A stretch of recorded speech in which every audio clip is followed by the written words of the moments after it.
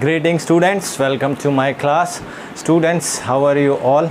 I hope that you all are fit and fine, and I hope the same for your family members.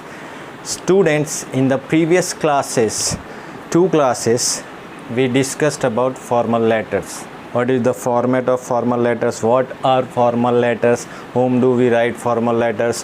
What is the sequence of formal letters? And what mistakes do you make when you write formal letters? And then in the second class, this all we discussed for first class. Then in second class I told you about that how to write sender's address, receiver's address, date, line, gap, body of the letter, subject, salutation, all these things we discussed. And I gave you 2 formal letters to write also, which most of you have written and send it to me, but few did not send me. It's fine.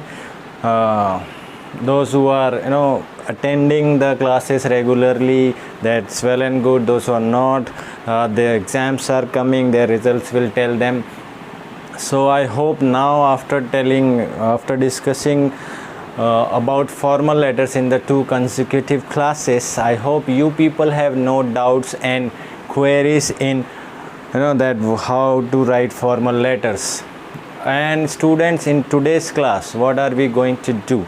In today's class, we are going to start with your English textbook. We will start the 4th chapter of your English textbook, First Flight, and the name of the chapter 4th is From the Diary of Anne Frank.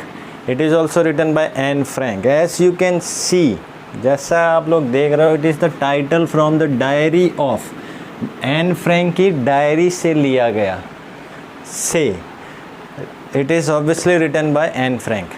This chapter is quite different from your other chapters. दूसरे chapter से ये बिल्कुल अलग होने वाला है. क्यों? There are some points, or you can say reasons, I am saying this, why this chapter is going to be different from another chapters of your English textbook First Flight, because it is a real life account. ये Anne Frank की real life की story का एक हिस्सा है, एक part है, उसके बारे में बताएगा. रियल लाइफ, असली ज़िंदगी के बारे में है. Second, it is an extract taken from someone's diary. ये एक एक्सट्रैक्ट है. आई have told you student that extract जो होता है वो एक किसी की कहानी का, किसी नॉवल से, किसी स्टोरी बुक से, किसी की लाइफ के बायोग्राफी से लिया गया छोटा सा हिस्सा होता है. That is called extract. I have written that it is an extract taken from someone's diary. ये डायरी से लिया गया एक हिस्सा है. And whose diary it is the diary of Anne Frank. ये एन फ्रैंक की डायरी से लिया गया एक छोटा सा एक हिस्सा है. It is not about the whole diary, it is about एक छोटा सा पार्ट उसकी डायरी से लिया गया. Anne Frank, now to that book is removed, Diary of a Young Girl. It was a part of CBSE syllabus, a CBSE syllabus up to the last year, I think so, last year, but now that has been removed. That book we don't have now. It was a novel, I think, Diary of a Young Girl, yes, Anne Frank. So it is a small part. Anne Frank के बारे में इसमें बात की गई है, उसकी diary के बारे में बात गई है. Who was an Frank? She was a Jewish girl. वो एक जूइश गर्ल थी. और ये वर्ल्ड वॉर 2 के बारे में इसमें बताया गया है कि उस टाइम की बात है जब world war 2 was going on. And Hitler, Nazi का जो लीडर था, he was the leader of Nazis and he wanted to rule over the whole world. He wanted his kingdom over whole world. He wanted to dominate, rule the whole world. पूरी दुनिया पे राज करना चाहता था. Specially वो Jewish से नफ़रत करता था. हिटलर हेटेड जूइश पीपल से वो बिल्कुल भी पसंद नहीं करता था, नफ़रत करता था. And he used to take Jewish people to concentration camp. What is concentration camp, students? It is camp held by Hitler, made by Hitler. यहाँ पर नाजीज ने वैसे कैंप बनाए थे जहाँ वो जूइश पीपल को ले जाते थे टू टॉर्चर देम. उनको वो टॉर्चर करते थे. इनका यूज़ जो होता था, these concentration camps used to torture Jewish people who were against Nazis, who did not like Nazis rule, who did not like Hitler. So they were made for what purpose? Concentration camps were made for to torture them. Most of them died.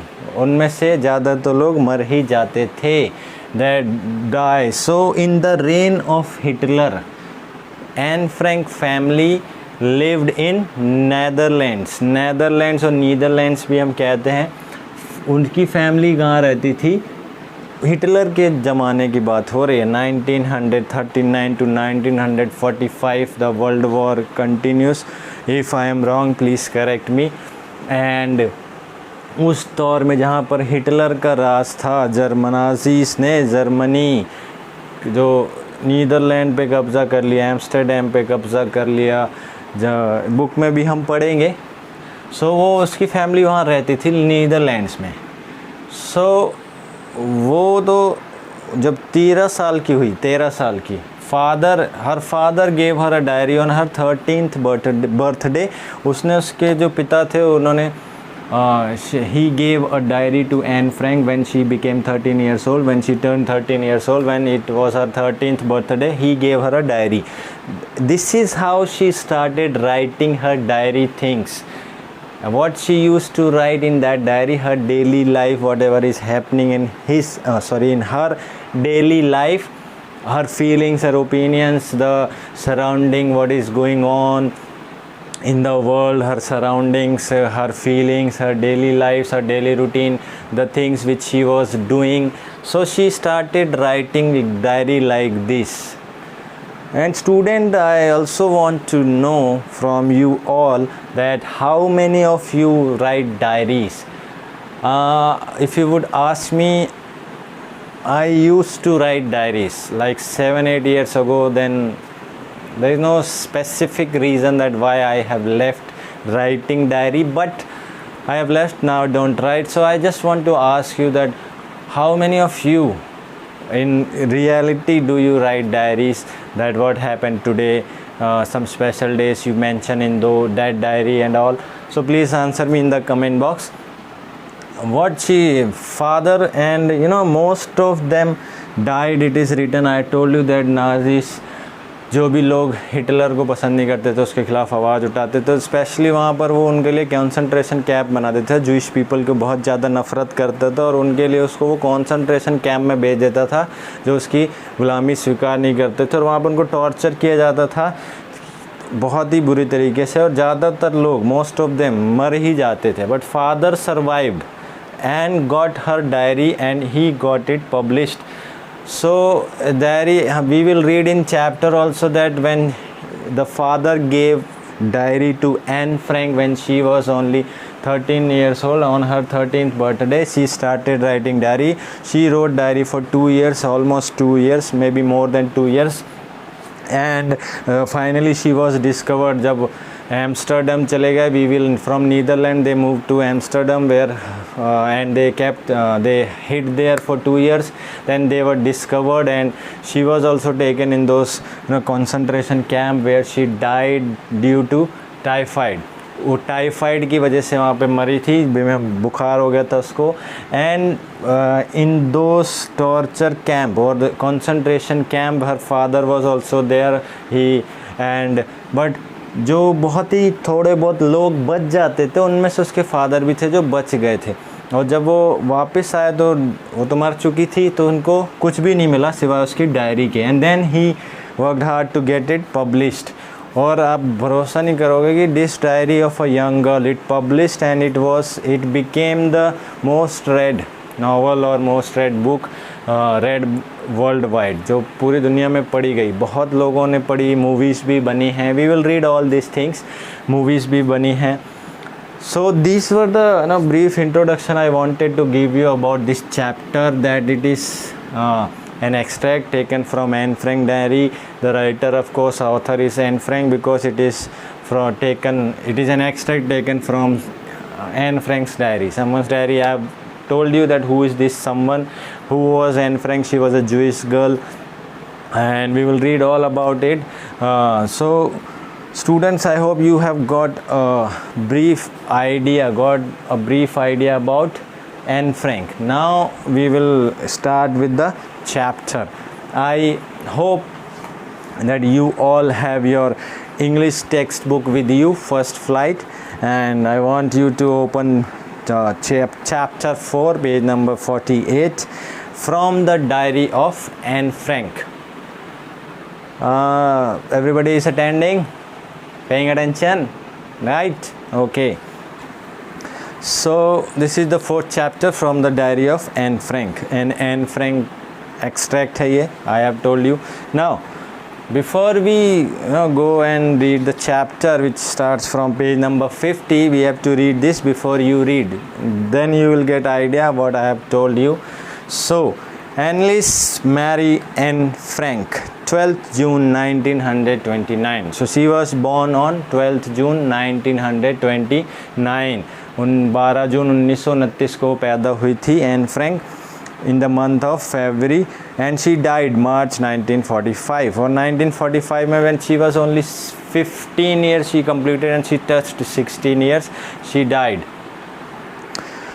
She was a German-born Jewish girl who wrote while in hiding with her family and 4 friends in Amsterdam during the German occupation of the Netherlands in World War II. Hitler was from Germany.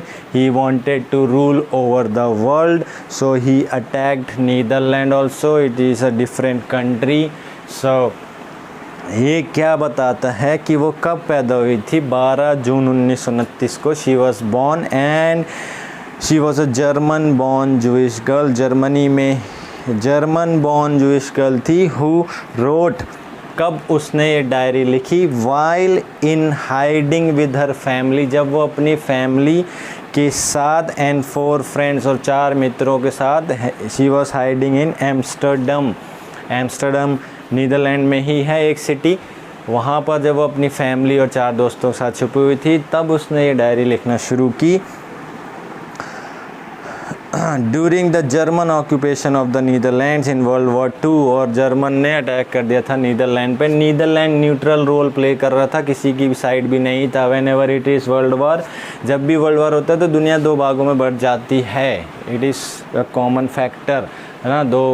कुछ लोग एक सो support करते हैं, कुछ को दूसरे को, और दे and some countries which remain neutral. So Netherlands was neutral, but it's still Germany attacked on them and they captured them. So Germany occupation of Netherlands in World War II. उस समय जब जर्मनी ने कब्जा कर लिया था Netherlands पर world war 2 के टाइम पर, सो उस समय एन फ्रैंक ने डायरी लिखना शुरू करी. जब वो वहाँ छुपी हुई थी, कहाँ पर? Where she was hiding with her family in Amsterdam and 4 friends also. Now, her family had moved to Amsterdam after the Nazis gained power in Germany. So Amsterdam move हुए थे जब नाजीस, हिटलर उनका लीडर था नाजीस का. So उन्होंने जब power occupy करी, power gain करना शुरू कर दिया जर्मनी में, but were trapped when the Nazi. So वो एम्स्टरडम मूव हो गई थी उसकी family, but they were trapped when the Nazi occupation extended into the Netherlands. जब नाजीज ने नीदरलैंड में अपना हाथ पसारना शुरू किए, ऑक्यूपाइड करना शुरू किया, नीदरलैंड को भी कब्जे में लिया. सो they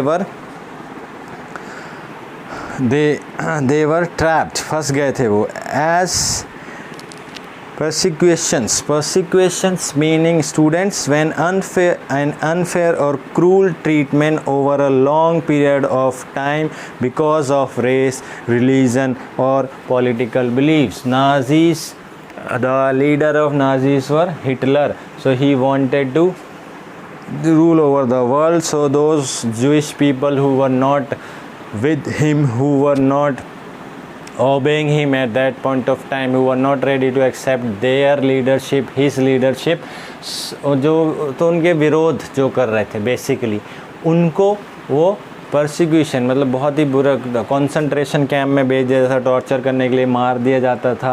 around 60 to 70% population were killed of Netherlands and most of them died. I have told you that in those concentration camp में जिनको ले जाया था तो ज़्यादातर लोग मर जाते थे, बचते बहुत ही कम लोग थे। So as persecutions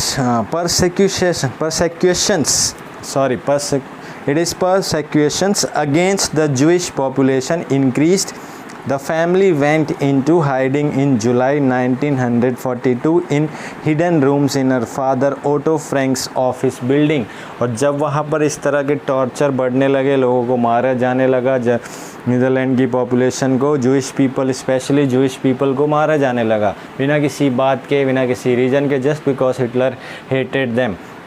सो उसकी फैमिली वहाँ से भागी और कहाँ जाके छुपी? इन जुलाई 1942, जहाँ पे उसके father Otto Frank's office building में जाकर वो छुपे रहे। कितने टाइम तक? 2 साल तक। आफ्टर 2 years इन हाइडिंग, 2 साल छुपने के बाद The group was betrayed and transported to the concentration camp system where Anne died of typhus in Bergen-Belsen within days of her sister Margot Frank। See, 2 साल तक वो they were hiding themselves and they succeeded in hiding themselves for 2 years in her father's office building, but they were betrayed। किसी ने धोखा दिया, किसी ने बता दिया होगा कि ये वहाँ छुपे हुए हैं, फैमिलीज छुपी हुई हैं, तो वहाँ पे उनको पकड़ा गया, कंसंट्रेशन कैंप में ले जाया गया। And where Anne Frank died there, है ना, because of typhus in Bergen Belsen within days of her sister Margot Frank. उसकी एक बड़ी बहन थी जो 16 साल की थी, और जब वो भी मरी उसके कुछ दिनों के अंदर ही Anne Frank, she also died due to fever, क्योंकि खाने को नहीं मिलता था, बुखार हो जाता था, टॉर्चर किया जाता था उनको हर तरीके से। So she died, she was only 15 completed and she was 16 years and her sister was elder than her, and she also died within, her sister died within few days, she also died due to typhoid। her father Otto, उसके father Otto Frank, father name was Anne Frank's father name was Otto Frank.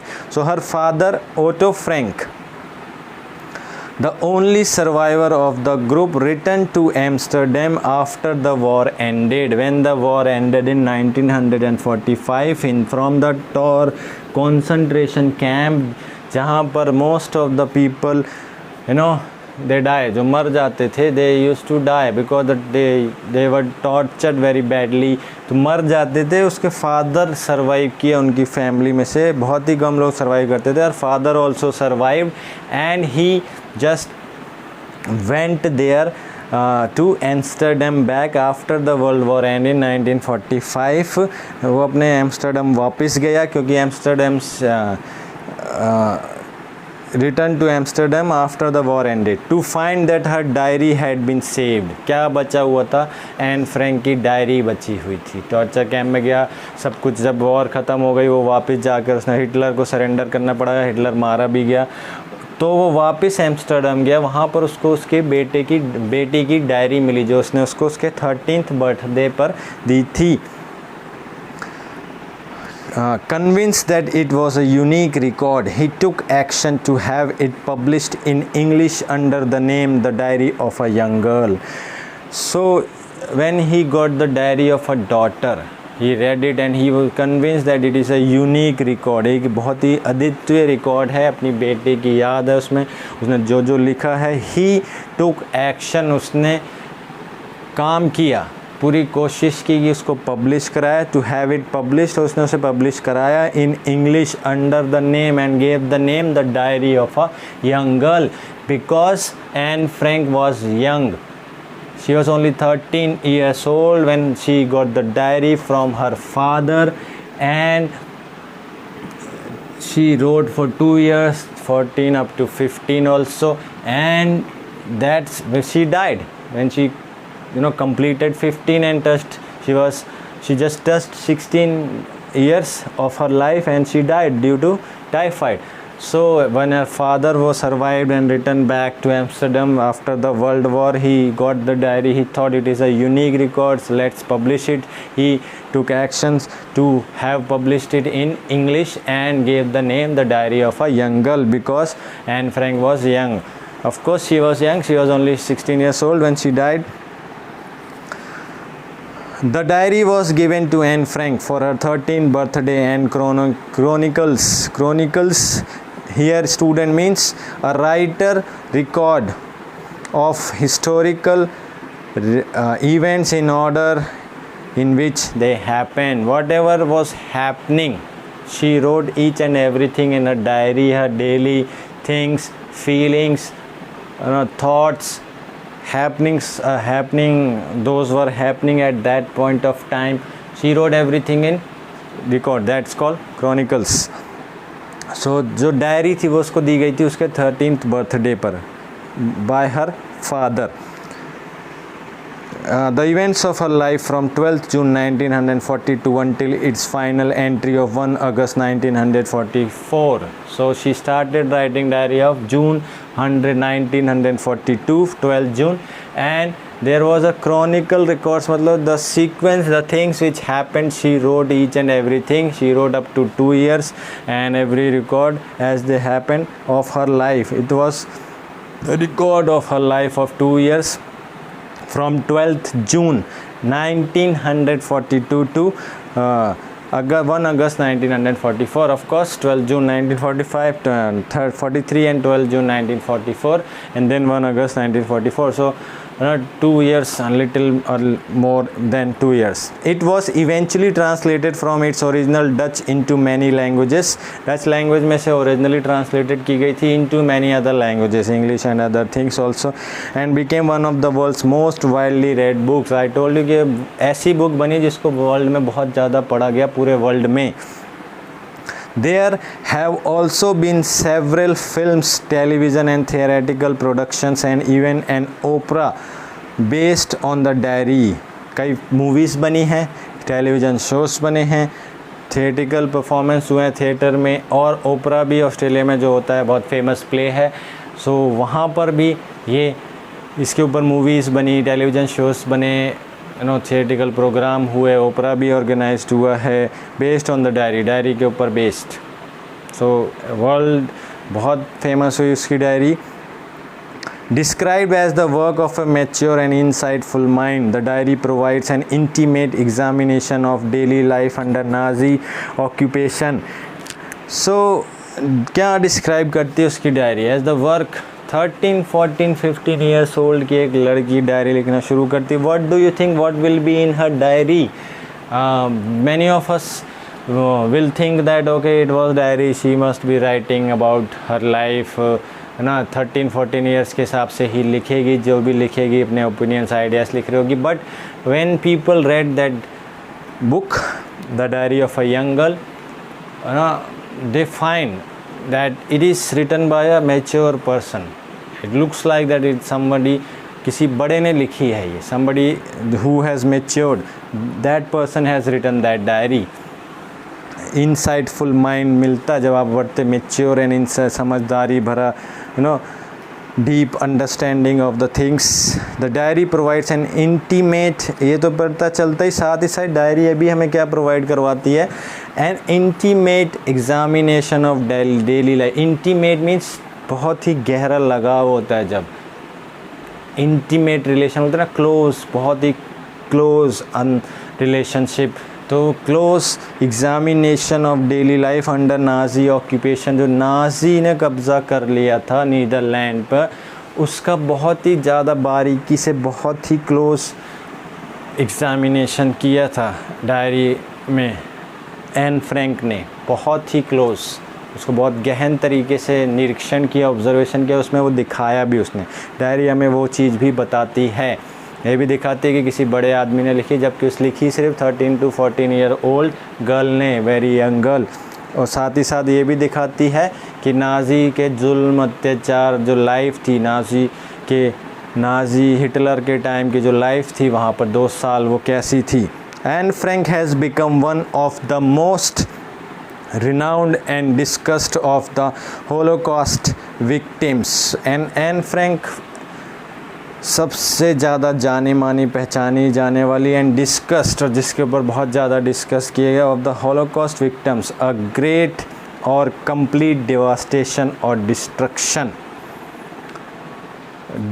जो जला दिया जाता था, मार दिया गया था, अत्याचार किया गया, उनमें से वो बची तो नहीं। She died due to typhoid, but she wrote a diary, she wrote something, and her father got that diary, and her father took action to get it published, and it was published in English and Dutch and in many other languages. It became the world's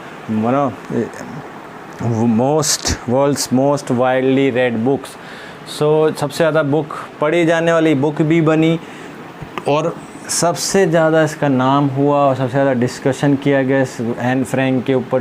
वो ऐसी लड़की बनी जिसके ऊपर सबसे ज़्यादा discussion किया गया कि वो वहाँ से बची। हॉलोकॉस्ट विक्टिम्स थी, उसका शिकार तो हुई थी, बची नहीं थी, और उसी के ऊपर चर्चा हुई कि large number of people were killed in Netherlands, Amsterdam, when Hitler ruled.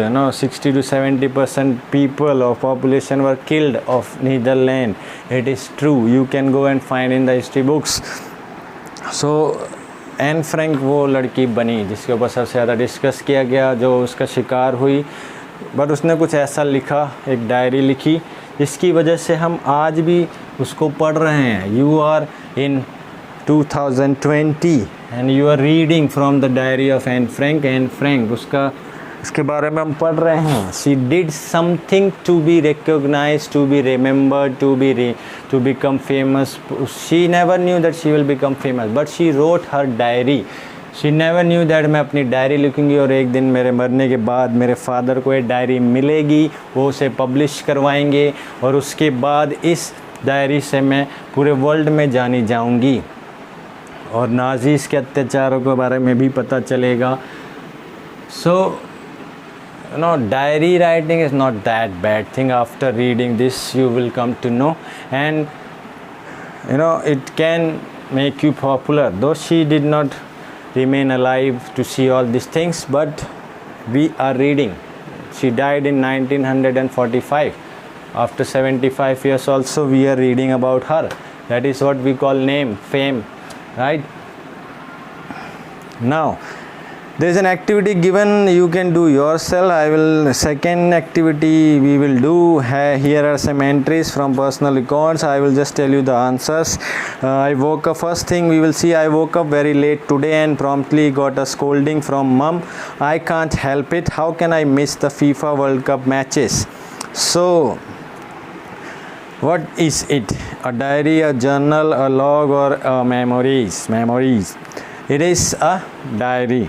Second, some times are given, and 10:30 am this happened, 1 p.m. this happened, 5:45 am this happened, and 9:45 dinner at home. This is a log. हम एक log बनाते हैं. Log क्या होता है?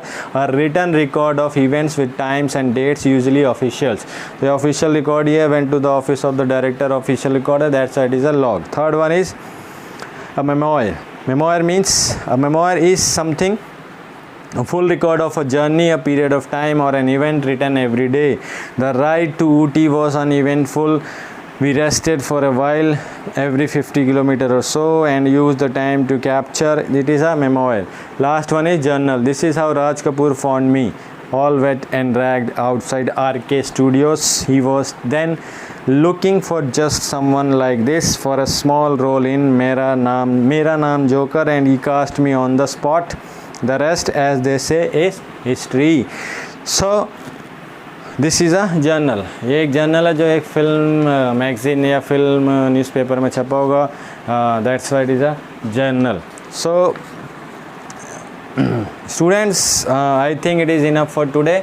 What I want that please read whatever I have told you, go through it. If you find some difficulty we can discuss in tomorrow's class, and we will continue the chapters explanation tomorrow. I hope that now before you read, we have read this portion, and what I have told you in the starting of the video, you must have got an idea about Anne Frank, and who is Anne Frank, how did she become so popular, what is diary entry, what is an extract, and all these things. So that is it for today. Thank you very much.